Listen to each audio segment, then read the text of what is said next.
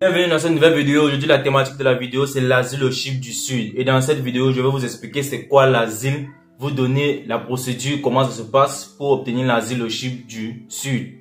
Bon, si tu aimerais tout savoir pour de ça, regarde la vidéo jusqu'à la fin. On se retrouve tout à l'heure après l'intro.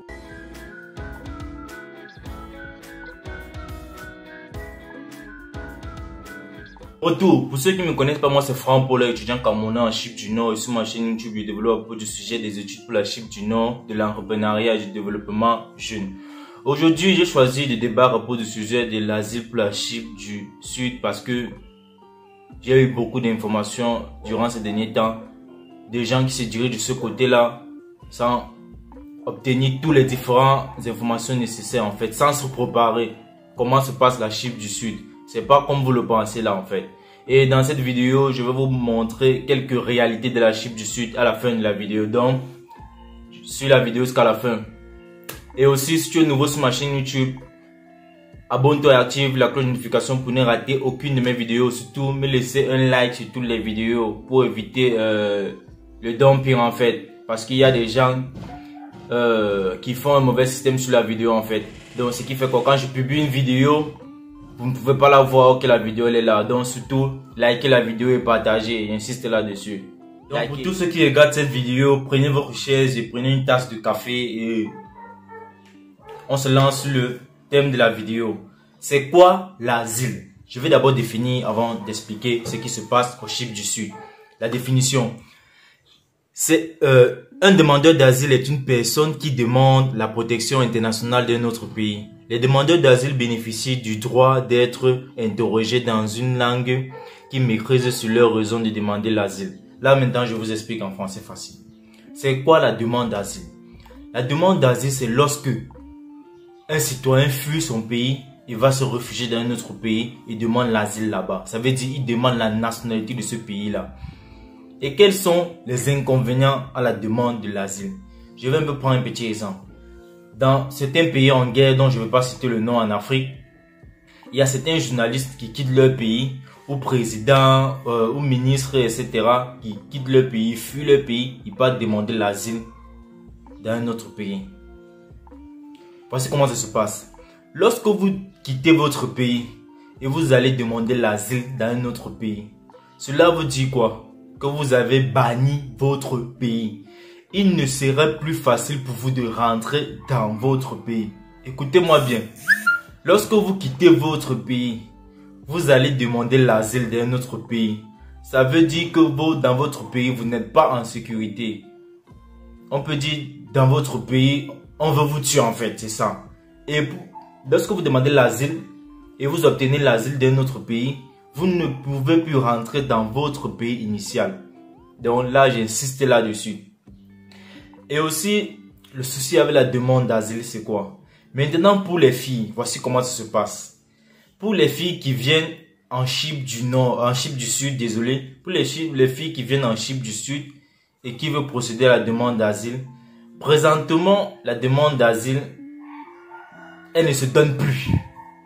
Même pour les garçons, en fait, c'est pas juste pour les filles, mais je vais spécialiser pourquoi pour les filles. L'asile, désolé, hein. L'asile présentement pour le Chypre du Sud ne se donne plus. Présentement, la durée d'asile pour obtenir l'asile, c'est de 3 à 5 ans. Mais présentement, ils n'accueillent plus. Les camps de réfugiés sont pleins.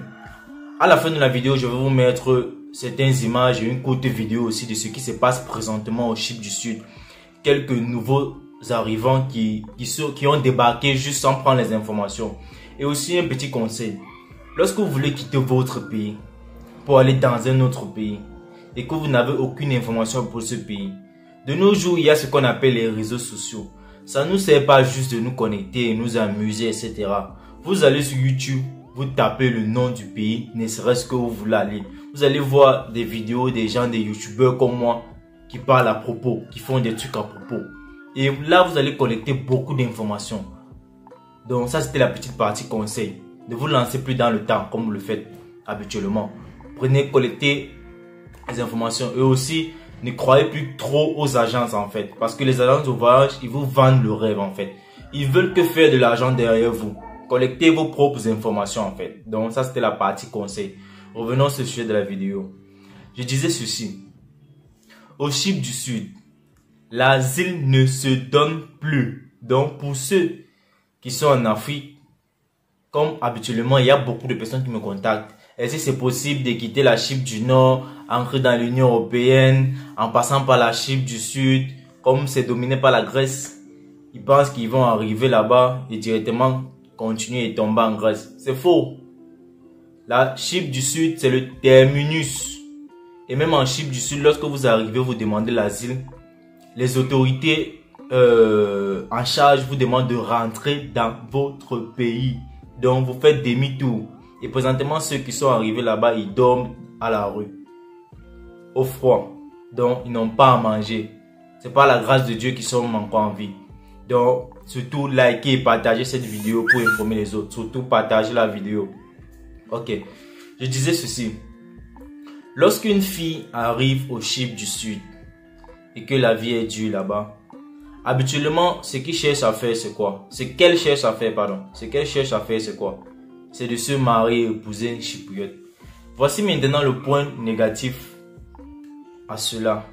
Lorsque tu quittes ton pays et tu viens demander l'asile et arriver là-bas, tu te maries à un chypriote. Ce qui se passe, c'est quoi? Lorsque tu te maries à un chypriote, tu deviens sa chose en fait, comme on dit en Afrique. Tu l'appartiens. Tu ne peux plus rentrer dans ton pays sans son consentement.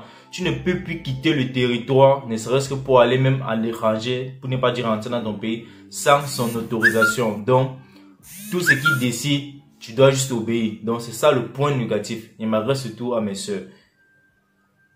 Donc, à vous, avant de quitter l'Afrique et se diriger vers la Chypre du Sud en faisant vos trajets comme vous faites habituellement, vous dites, je vais d'abord passer par la Turquie, après la Turquie, Chypre du Nord, après la Chypre du Nord, je prends le bus ou la voiture, etc.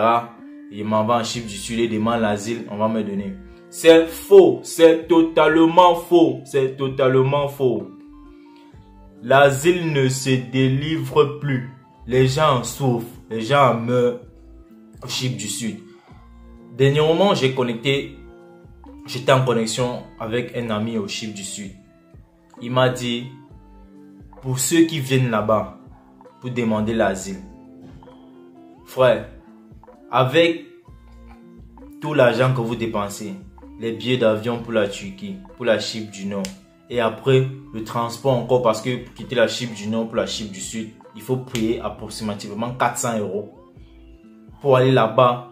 C'est comme payer un billet pour qu'on creuse sa tombe en fait.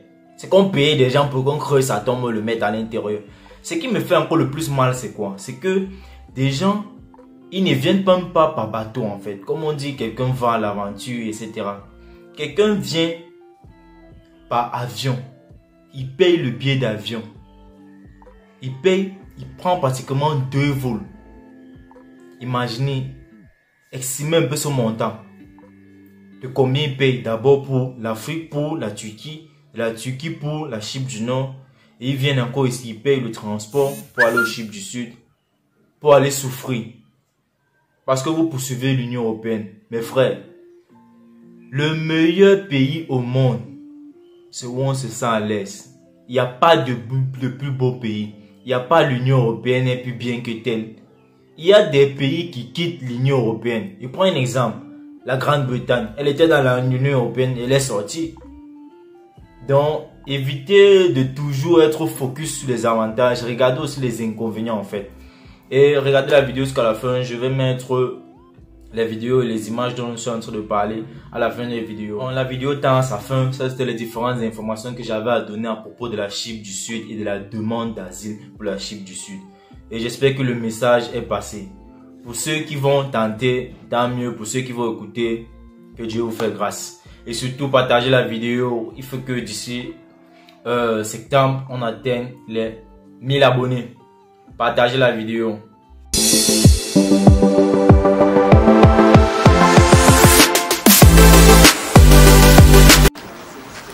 We've been here since on Monday.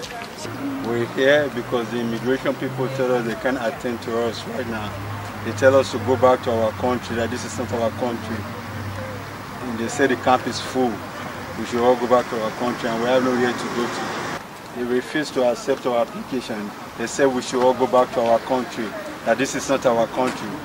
Till we have nowhere to go. We're all homeless. That's why we're here.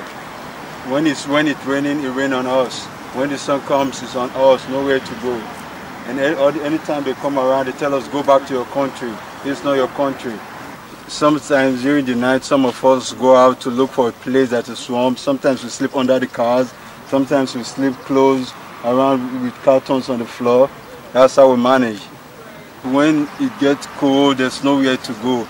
And we get shaken. Everybody starts feeling too cold. Toilets, no water, nothing. We sleep on the floor. We woke up on the floor. We walk here. We tell them the next day, when can they attend to us? They said they don't know. We should go back to our country. Tell us any rules. The only rules they tell us is ticket. No COVID test, nothing. The only government official that have come here is the police. They came to give us a fine of 300 euros. I think because we are black, we are all blacks. That's why. Because there's one day the guy, I think one of the guys that was walking here, he was driving by and he was saying, "Fuck you, you blacks, fuck you," and he drove away. Sometimes the Red Cross come just once a day, and some other organization, they say they are voluntary organization. Yeah, we want to tell them thank you, a big thank you for giving us the food, because this is the only thing we have eaten since Monday. And this small organization, they say Generation for Change. So we want to tell them thank you too for supporting us. They can give us warm clothes, we will be happy. But what we need mostly is shelter. Here we can rest our head and feel a bit warm when it's cold outside. And a place to have a bath. Because since Monday, none of us here have taken our bath. Toilet also. Toilet, so yeah, toilet. We still need a place to go to toilet.